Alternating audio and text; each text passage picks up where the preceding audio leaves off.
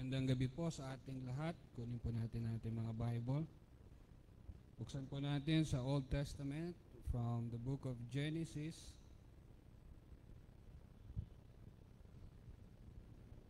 Chapter 24. At isang talata na lamang po ang ating babasahin. Verse 56.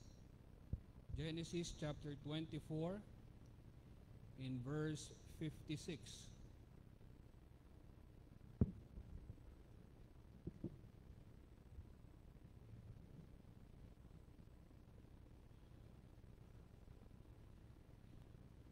Kung inyo na pong nakita, sabi po dito ng verse 56, and he said unto them, hinder me not, seeing the Lord had prospered my way, send me away that I may go to my master. Ngayon pong gabing ito, ang atin pong pag-aaral ay pinamagatan po nating keys, susi, to prosperity. Tayo po ay sandaling manalangin. Ama naming Diyos, makapangyarihan sa lahat, kami po ay nagpapasalamat sa gabing ito na kami ay malayang magkaisa sa diwa ng pananalangin at gayon din po sa pag-aaral ng inyong salita. Samahan niyo po kami, buksan niyo po ang aming puso't isipan nang sa gayon ang mga katotohanan na ito, prinsipyo ay maitanim sa aming puso at magkaroon ng bunga sa realidad ng aming mga buhay. Pinagkakatiwala po namin ang lahat ng ito sa matamis na pangalan ng aming Panginoong Hesus. Amen at amen. Keys to prosperity. And alam na natin, based sa ating mga nakaraang pag-aaral, that God is not against prosperity. Tignan natin sa Psalm 35 verse 27 bago tayo magpatuloy sa ating pag-aaral sa gabing ito. Psalm 35 verse 27. Sabi po ng talata na yan, let them shout for joy and be glad that favor my righteous cause, yea, let them say continually, let the Lord be magnified, which had pleasure in the prosperity of His servant. No, sabi po dito, ang Panginoon, no, He is happy, no, sa tagumpay, kasaganahan ng kanyang mga lingkod. Tingnan naman natin dito sa Psalm 1 verse 3. Psalm 1 verse 3. Alam na natin itong psalm na ito. It's about the blessed man. And sabi sa verse number 3, and he shall be like a tree planted by the rivers of water that bringeth forth his fruit in his season. His leaf also shall not wither, and whatsoever he doeth shall prosper. So by looking these two verses na ating nakita ngayong gabi, we can say that God is not against prosperity. But instead, nakita natin, sang-ayon pa siya, pabor pa siya, masaya pa siya sa kasaganaan ng kanyang mga anak. And tignan natin, talon tayo sa Genesis, balik tayo sa ating text, sa chapter 24, but in verse number 12. Verse number 12.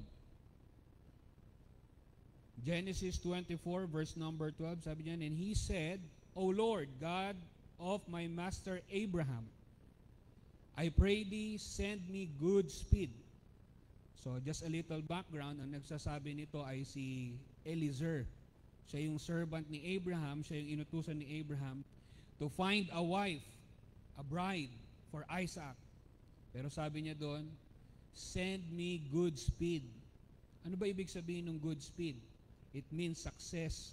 Padalhan mo ko, pabaunan mo ko ng success, ng prosperity, ng pabor na nagmumula sa Diyos. Send me good speed this day, and shew kindness unto my master Abraham. Of course, alam na natin itong kwento na ito. Si Abraham, inutusan niya si Eliezer, yung kanyang servant, to find a bride, no, para maghanap ng mapapangasawa ni Isaac. At si Isaac ay makikita natin that he is the type of Christ. No, pareho sila na yung kanilang kapanganakan ay miraculous. No? Biro mo, matanda na si Sarah, nagkaanak pa sila ni Abraham. Pareho silang ipinangako. Ang Panginoong Hesus ipinangako din itinadhana din ang kanyang kapanganakan. Pareho silang hinandog. Si Isaac, humiga siya doon sa altar na kung saan ang kanyang tatay mismo ang papatay sa kanya. At ang ating Panginoong Hesus ay napako sa krus ng Kalbaryo at pinahirapan dahil sa ating mga kasalanan. So we can say that Isaac is the type of Christ, no? At mayroong mga paglalarawan na nangyayari dito.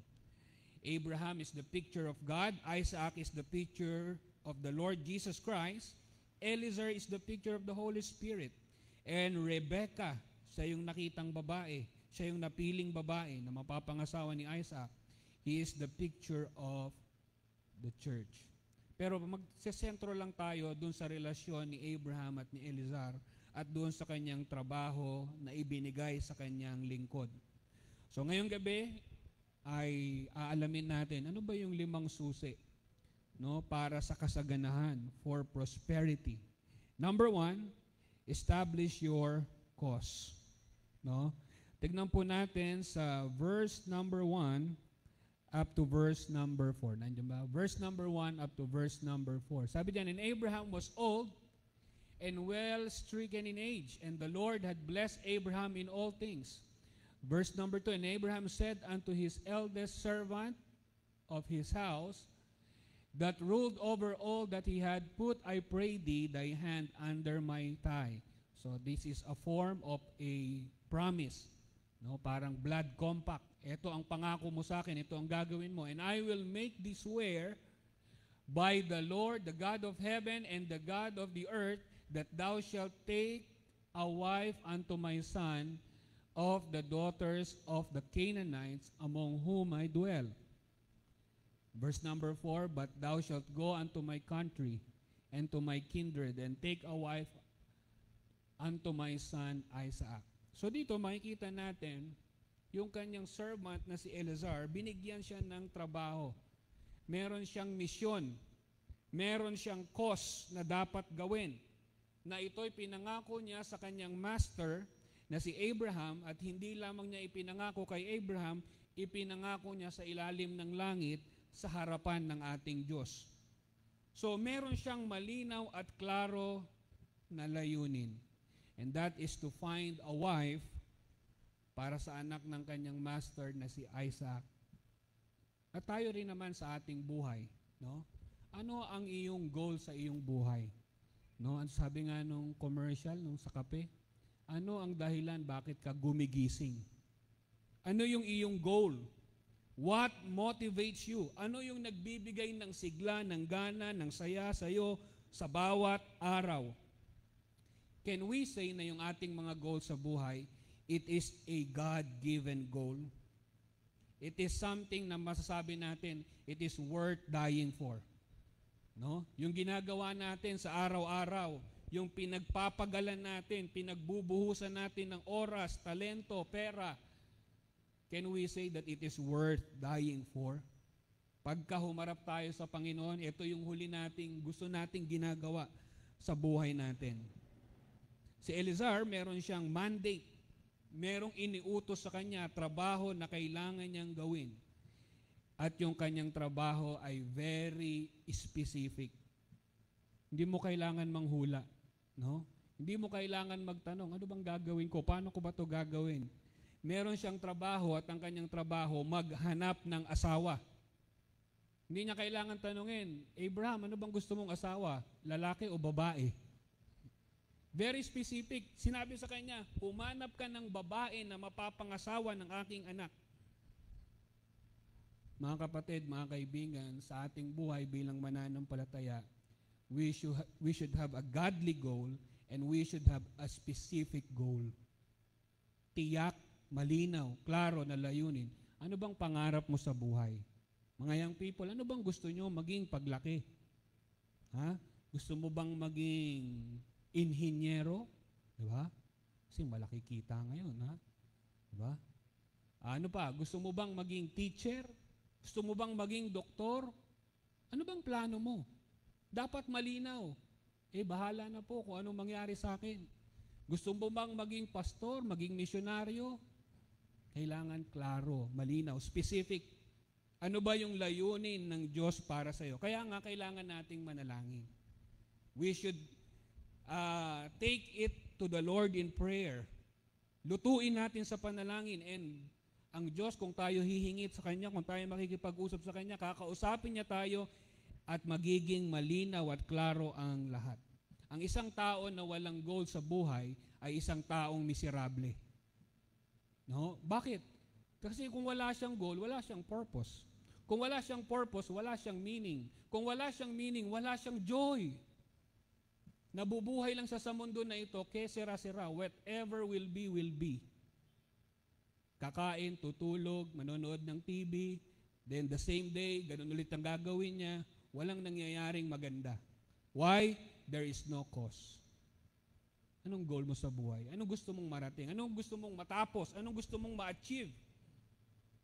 You need that specific, determinate, certain goal. So number one, we should be aware of uncertain goal. Kailangan malinaw yung ating goal. Kung bibigyan tayo ng lapis at papel ngayong gabi, kaya mo ba isulat yung goal mo sa buhay mo? Nang malinaw at klaro? O mag-iisip kang, ano nga bang goal ko sa buhay? Bakit nga ba ako nandito? So kailangan nating isipin kung ano yung layunin natin sa buhay. No? Beware of uncertain goals. And then number two, beware of unworthy goals. May mga gusto tayong makamit sa ating buhay na hindi naman karapat-dapat. No? Alam nyo, kahit na may pera na tayo, sikat na tayo, tanyag na tayo, hindi yan ang definisyon, hindi yan ang pakahulugan ng success. Pwedeng may pera ka, pero hindi ka matagumpay. Pwedeng may ari-arian ka, pero hindi ka matagumpay. So ano ang layunin mo? Can you say that your goal is a God-given goal? Iyang goal ba na yan ay nagbibigay sa iyo ng motivation enough to act upon it and make its fulfillment? Yang goal ba na yan sa buhay mo, yung tinutulak ka para maging best araw-araw, ibigay yung best mo? Sabi ni Apostol Pablo in Philippians 3:13, pansinin niyo yung sinabi niya sa Philippians chapter 3 verse 13, Brethren, I count not myself to have apprehended, but this one thing I do. Isa lang yung ginagawa niya. Kalimutan niya na lahat, no? Forgetting those things which are behind and reaching forth to those things which are before. Sabi niya doon, I press toward the mark for the prize of the high calling of God in Christ Jesus. Pwede mo bang ipanalangin yung goal mo sa buhay mo at hingin mo yung tulong ng Diyos? No? So, beware of uncertain goals. Beware of unworthy goals. And beware of unbalanced goals. Bakit ka binigyan ng dalawang mata? Bakit ka binigyan ng dalawang kamay, ng dalawang paa? Diba? Ang pangit naman, binigyan tayo ng Diyos, yung butas ng ilong natin, isa lang. Yung tenga natin, isa lang. Hindi balanse. Kaya ang Diyos marunong, binigyan niya tayo tagdalawa para balanse, kanan, kaliwa. Pag humakbang ka, hindi ka tatalon-talon. Anong tawag doon? Hindi ka kakandi-kandirit. Kasi dalawa yung hita mo, yung paa mo, ilakad mo. And so, beware of unbalanced goal. So, may mga goal tayo sa buhay. Physically, anong goal mo physically? Magda-diet na ako, pastor. Mag-e-exercise na ako, pastor. Babantayan ko na yung sugar ko, pastor. So, what is your goal physically? Fitness. What is your goal emotionally? Kamusta yung emosyon mo? Mabilis ka ba magalit? Dalawa lang naman yan eh. Kung hindi ka mabilis magalit, mabilis ka malungkot. No? Walang ginagawa sa iyo, nalulungkot ka. Walang ginagawa sa iyo, nagagalit ka. What is your goal emotionally? Feelings. Pag sinabi nating emosyon, pag sinabi nating psychological behavior, kamusta yung behavior mo? What is your goal financially? Topic natin this month is financial faithfulness. Ang dami na nating narinig na sermon, no? Simula we start this month of September, ang dami na nating napakinggang mensahe. Siguro lutong-luto na tayo sa mensahe. Ang dapat nating gawin, aksyonan na natin, no? Nakakamangha siguro ang mangyayari kung bawat member ng Mount Olives Baptist Church will be faithful in their giving. No? Nakita nga natin yung mga kulto, ano kaya gawin ng katapatan sa pagbibigay. Kulto yun, hindi yun Kristiyano. Pero yung mga Kristiyano, they are unfaithful when it comes to giving. So what is your goal financially? What is your goal spiritually? Are you growing? Are you maturing as a Christian? O ikaw pa rin yung Kristiyano na outwardly mukha kang matured, pero inwardly immature ka? Hindi kasi ako binati ni pastor eh. Hindi kasi ako kinamusta ni pastor eh. Si Melo may ugali yan pagka hindi siya napansin o hindi siya, tawag nila sad boy eh. Diba? Ganun. Kasi hindi mo ako binili na. Pero maintindihan mo, bagay naman sa kanya kasi bata siya eh. Pero pag kasing laki na ni Kuya Dong ang gumanon, kasi hindi niyo ako pinansin eh. Ang sagwa. Ang tanda na, tapos parang isip bata pa rin. So, what is our goal spiritually? Are you growing? Are you maturing as a believer? So God give us 2 hands, 2 legs for us to have a balance. Ako rin, di lang pastor, minsan pinapriority ko, puro spiritual, pero nakakalimutan ko, may pamilya. Hindi lang ako pastor, tatay din ako. Hindi lang ako pastor, anak din ako. So we have to have a balance. We should know where to strike the balance sa buhay natin. Hindi lahat puro misyon, hindi lahat puro ministry. Kailangan makipaglaro ka rin sa anak mo, makipagkwentuhan ka rin, kamustahin mo rin sila. No? Pansinin ninyo, maraming pastor, kilala, sikat, mahuhusay, magagaling, pero yung anak pasaway. Why? Nakalimutan yung balanse. We should know where to strike the balance between everything sa ating buhay. Si David, nung siya ay nalaman niya na yung kanyang mga kapatid nakikipaglaban sa mga Palestino, di ba pumunta rin siya doon, nagdala siya ng pagkain sa mga kapatid niya, pero ang kanyang purpose talaga, para malaman yung lagay nila. At question ng kanyang kapatid. In 1 Samuel, verse 17 up to verse 29, sabi nung kapatid sa kanya, bakit ka nandito? Sabi naman ni David, and David said, what have I done? Di ba may laban ang bayan natin, laban sa mga Palestino, laban kila Goliath, nandito ako. Sabi niya doon, is there not a cause? Hindi ba valid yung dahilan ko? Hindi ba ito worth dying for? Hindi ba ito isang bagay na nagbibigay sa atin ng motivation? And we know the story. Mga kapatid, mga kaibigan, let me ask your goal tonight. 3 bagay ang pwede niyong itanong. Yung ginagawa mo ngayon, ano kaya magiging kahihinatnan niyan? What would be the specific outcome? At kung mangyari, makuha mo nga yung gusto mo, anong mapapala mo? What will be the benefit? At pag nakuha mo na ang lahat, tagumpay ka, you're successful. Can you say na yung bagay na yan is worth Christ dying for? Kaya mo kayang sabihin, kaya namatay si Kristo para dito. So let us establish our cause. Kailangan may goal tayo, may dahilan, may layunin tayo sa mga pinaggagawa natin sa buhay natin. And then number 2, examine your condition. Examine your condition. Not just establish your cause, but examine your condition. Alamin mo yung sitwasyon mo ngayon.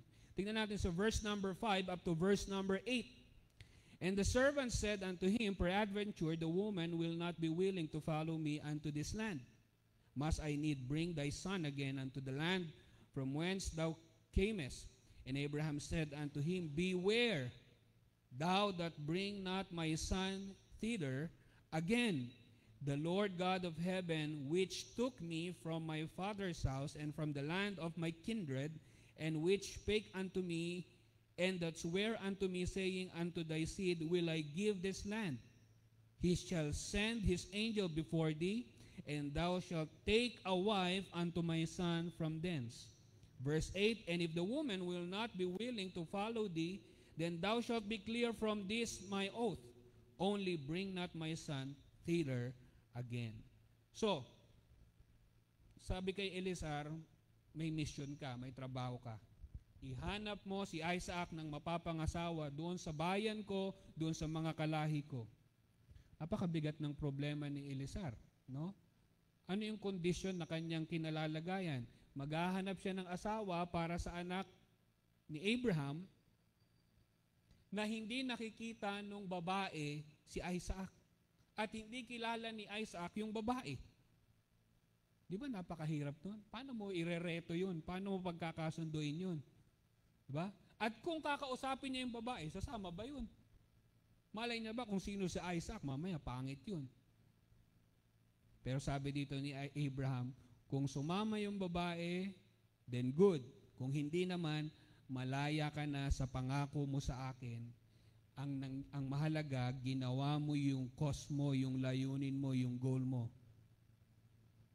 Basta ang pinangahawakan ko, sabi niya sa verse 7, may pangako sa akin ng Diyos.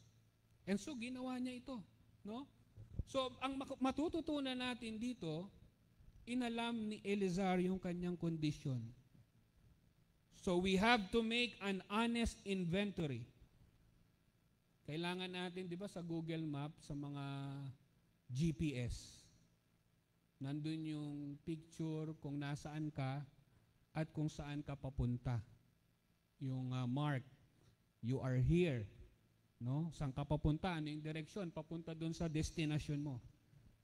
And so, sa ating, sabi ni Pastor Greg noon, we have to identify yung ating GPS, yung ating God positioning system. No? Kailangan makita natin, nasaan ba tayo ngayon? At gaano na ba tayo kalapit doon sa goal natin? Lumalapit ba tayo? Umaandar ba tayo? May nangyayari ba o wala? We have to make an honest inventory. And then number 2, mark the heart of the problem. Markahan mo, ano ba yung puso ng problema? No? Dito nakita natin yung problema. Ang daming problema ni Eliezer, yung servant. Kailangan mahanap niya yung babae. Anong palatandaan nung babae na pipiliin niya? Dapat ba may nunal ba siya sa muka? Parang si Ate Guy ba siya? Oh. Ano bang palatandaan? Kaliwete ba siya? Sa kanan ba siya? Matangkad ba siya? Maliit ba siya? At pangalawa, yung kanyang magulang, papayag ba na isama ko lang sa basta-basta, hindi naman niya ako kilala. So there are so many problems. Pero umupo muna siya at pinag-isipan, ano yung condition ko ngayon? At posible bang mangyari itong, o maging realidad itong aking iniisip, yung aking gagawin? So kailangan muna nating umupo. Kailangan muna nating pag-isipan. Kailangan natin idulog sa Panginoon. Posible ba itong pinapanalangin natin? O baka naman inaabot natin yung pangarap na hindi natin maabot-abot? O baka naman sabi nga we're chasing butterflies. No? Posibilidad ba? Specific ba yung pinapanalangin natin? O tandaan nyo, Christianity is not a hit and miss. Hindi ito parang, baka tsumamba, baka hindi. Sabi ni Apostol Pablo in 1 Corinthians 16 verse 9, For a great door and effectual is open unto me. Sabi niya doon, merong pinto, bukas na bukas. There is a great opportunity. Pero tandaan ninyo, kung may opportunity, sabi niya dyan, and there are many adversaries. Kung may pagkakataon, kung may blessing, huwag nyo asahan na yung kaaway, papalakpak lang, panonoorin kayo, nakunin yung opportunity na yon. Kung gaano kalaki ang opportunity, ganun din ang mga adversity na ating susuungin. No? Kaya kung ikaw, businessman ka, nagnenegosyo ka, di ba? Ang daming problema sa pagnenegosyo eh. No? Sa nga, kwentuhan kami ni Sir Aljo eh, yung mga pinagdaanan nila eh. Di ba? Pero ang nakikita ko lang doon, nagbi-business kasi sila. Ibig sabihin, kung nagbi-business ka, may mga gagawin talaga. Tama po ba?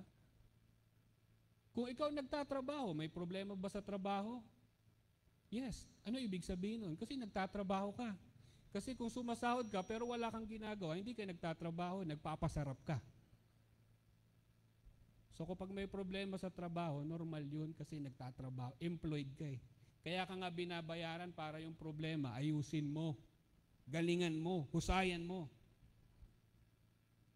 Kung meron kang rebeldeng anak, Pastor, kasi yung anak ko rebelde, ganun talaga, magulang ka eh.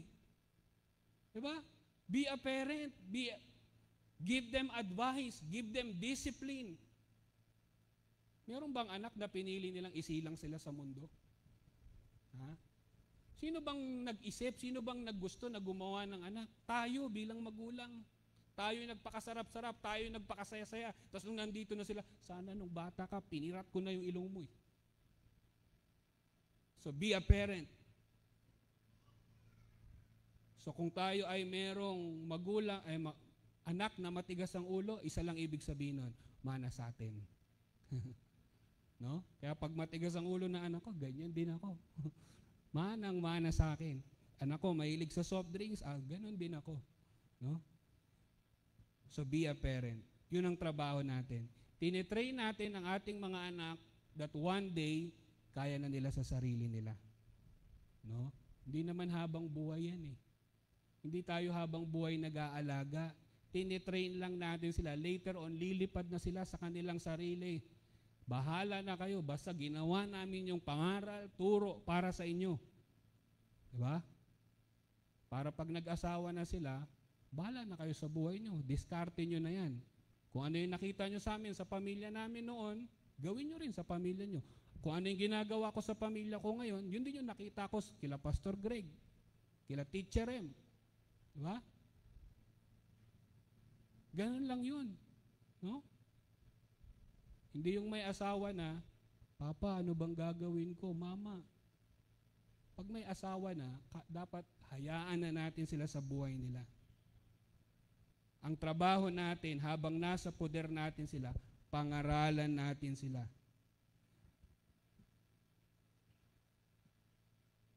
Meron akong mga kilala na tatrabaho sila and then all of a sudden yung company na ibenta sa ibang kumpanya. Maliit yung sahod, inabsorb sila. Sabi niya, hindi ko matatanggap, maliit yung sahod eh. Hindi siya kinuha. Yung mga, alam mo naman, kung ayaw mo ng trabaho mo, palagi may nag-aabang. Diba? Kasi kung ganyan na yung sahod mo, merong mga nasa baba na nagtsatsaga sa mas maliit pang sahod kaysa sa'yo. Nawala ka. Sila ang nailagay, yung mas maliit.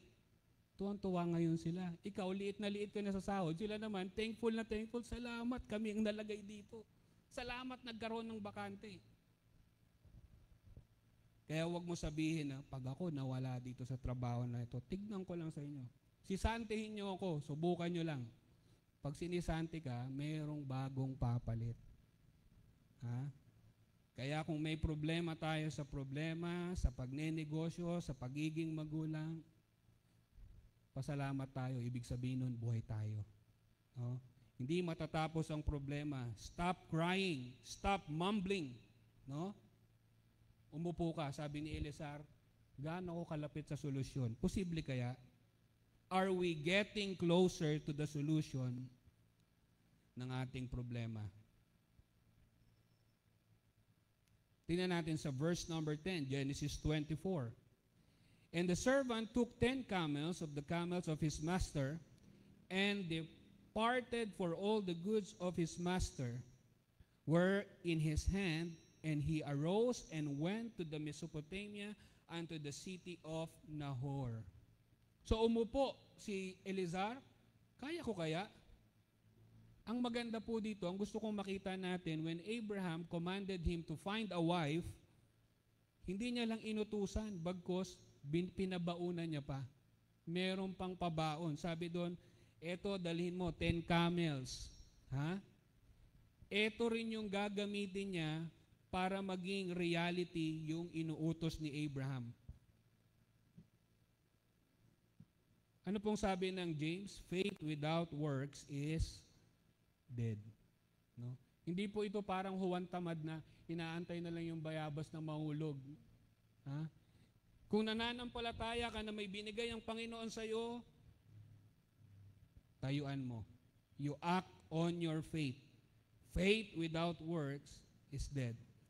Si Elizar, hindi lang siya umupo, hindi lang siya umiyak, hindi lang siya nag-isip, tumayo siya at ginawa niya yung kanyang dapat gawin. Luke chapter 14, verse 28. For which of you intending to build a tower, sitteth not down first and counted the cost, whether he have sufficient to finish it? No? Diba? O, yung mga congressman, alam to kasi bago gawin yung mga flood control, mga tulay, mga building, magkano halaga?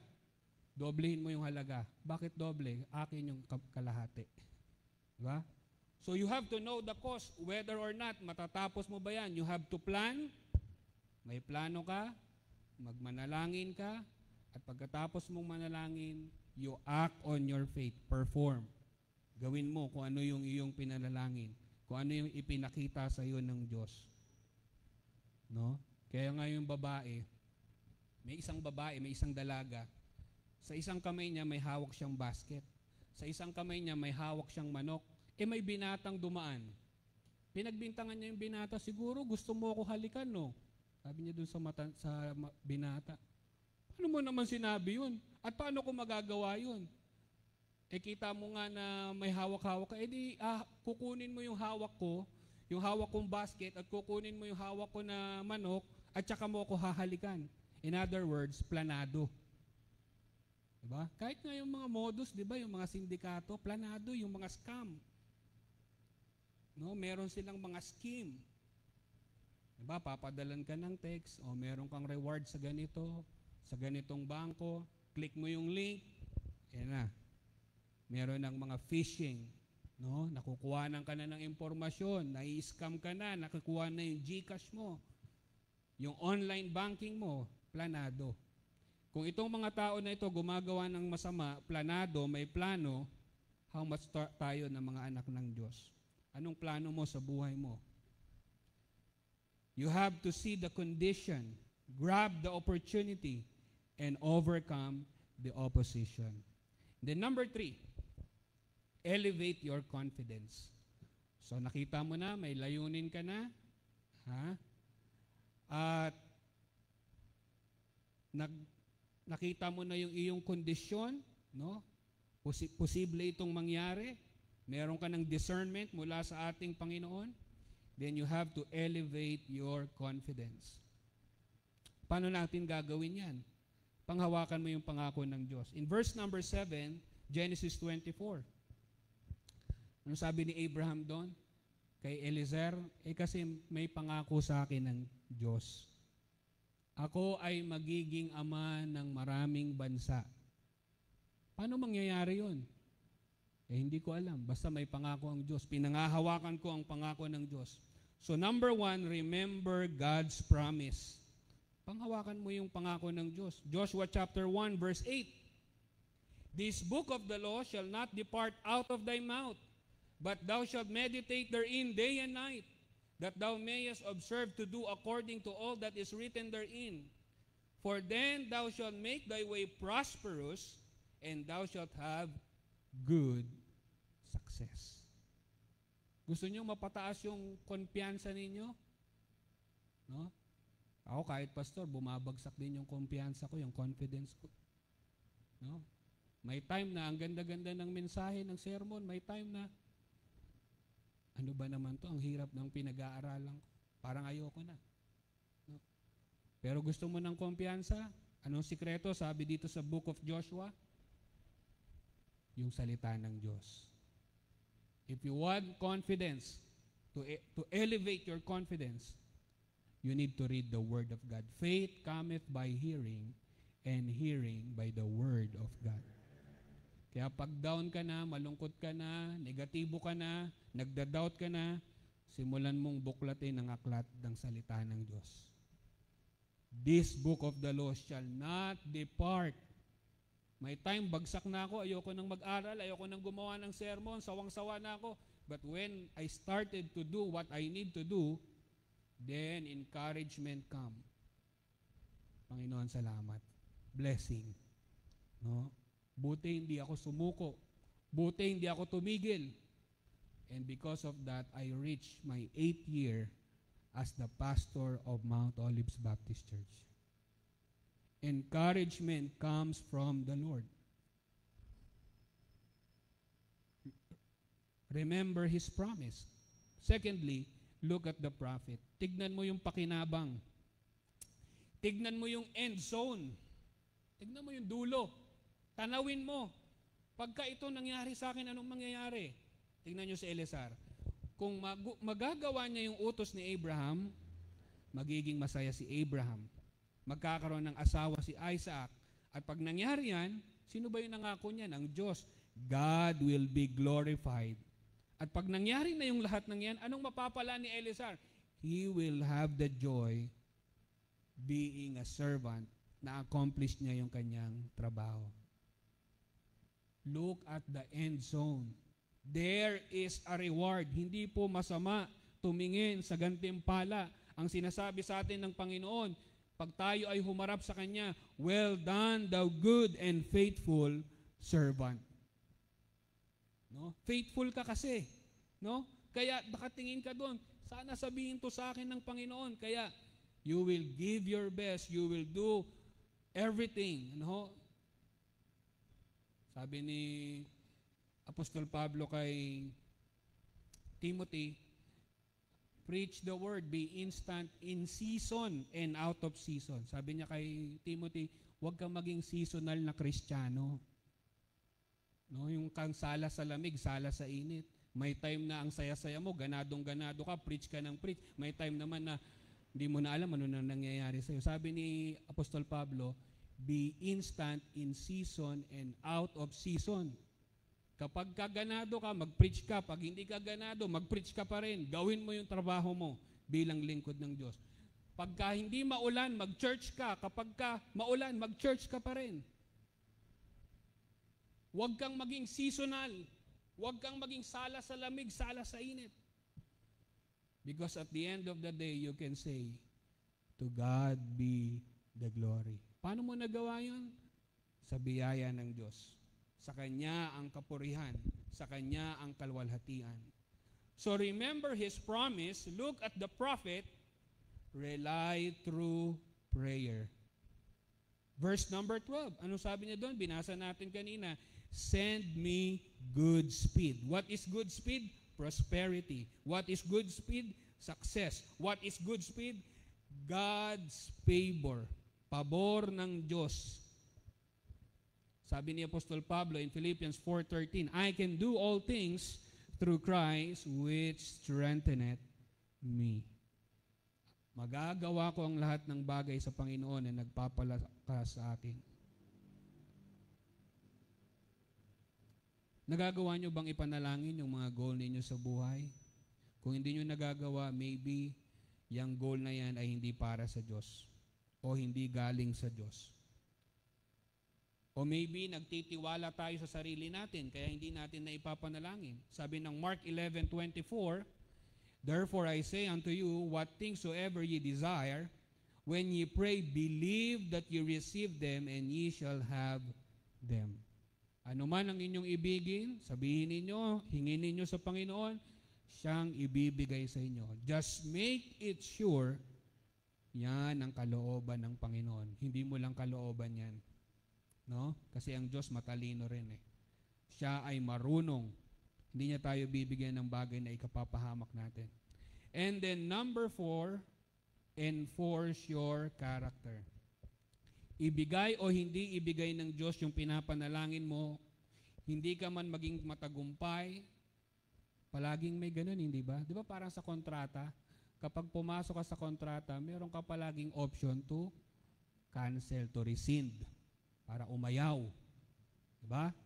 Ano man ang ginagawa mo, may posibilidad palagi. Baka hindi yan ibigay ng Diyos sa'yo.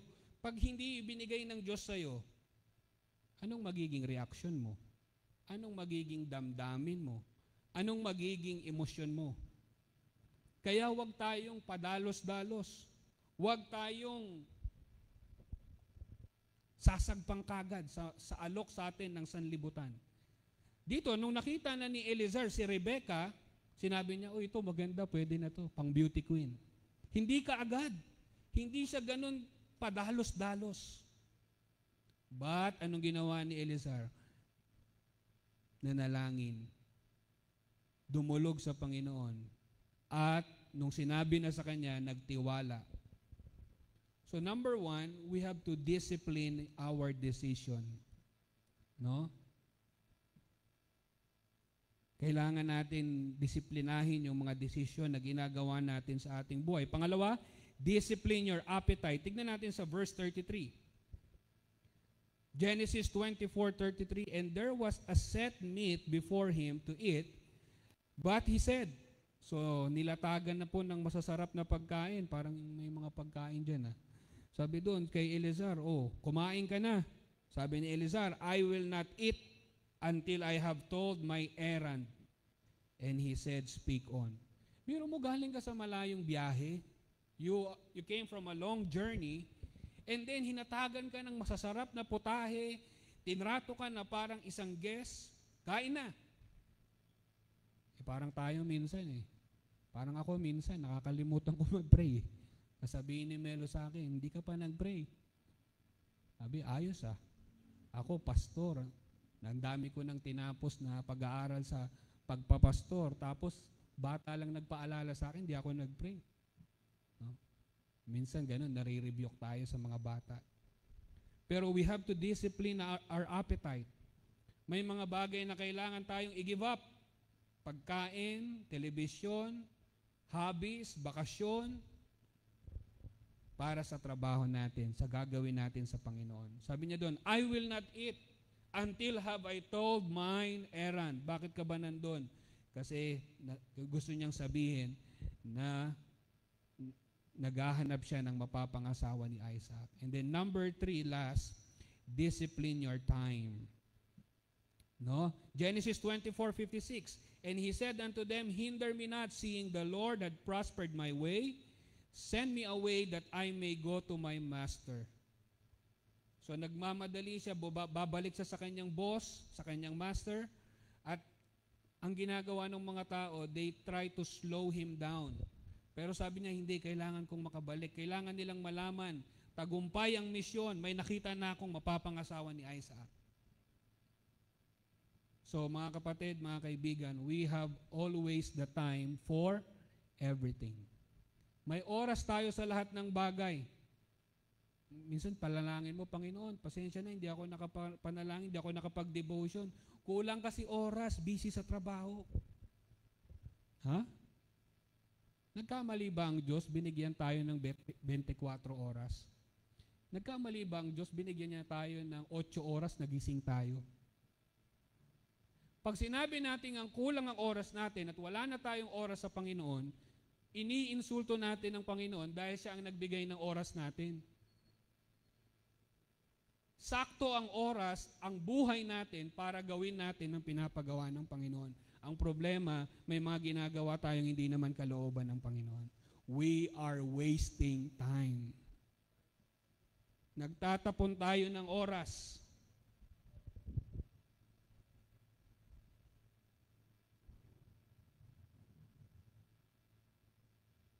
At binigyan siya dito ng trabaho ni Abraham, and Abraham also equip him.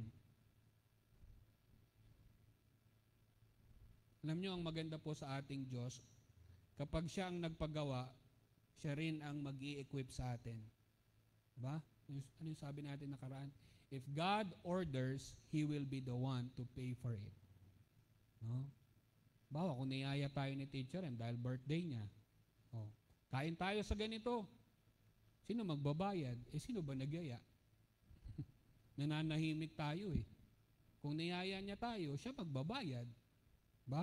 Ngayon, kung ayaw mo magbayad, huwag ka magyaya para wala tayong problema. So if God order, kung ang Diyos ang tumawag sa iyo, tinawag ka niya bilang maging Kristiyano, bilang kanyang maging anak, sino magbibigay ng pangangailangan mo? Ang Diyos din.